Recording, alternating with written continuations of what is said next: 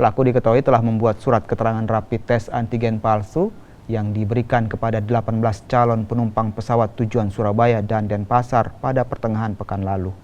Pelaku mengaku setiap satu lembar surat rapid antigen palsu dijual seharga Rp200–250.000. Meski sempat melarikan diri dari pengejaran polisi, kini pelaku mendekam di Polres Maros untuk menjalani penyelidikan dan terancam pidana 6 tahun penjara. Pada awalnya dia menggunakan surat palsu itu diamankan di Polsek Bandara oleh petugas validasi. Ternyata tidak terdata, dicek itu tidak terdata.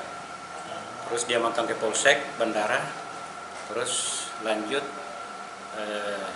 ada beberapa sekitar 16 orang yang diamankan dari dua penerbangan, yaitu penerbangan Citylink dengan Sriwijaya.